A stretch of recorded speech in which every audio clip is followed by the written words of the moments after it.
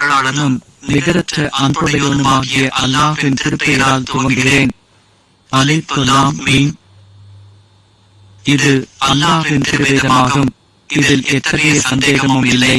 பயபக்தியுடையோருக்கு இது நேர்வழிகாட்டியாகும். பயபக்தியுடைய அவர்கள் புறங்களுக்கு எட்டாம் மறைவானவற்றின் மீது நம்பிக்கை கொள்வார்கள், தொழுகையையும் கடைபிடிப்பார்கள்.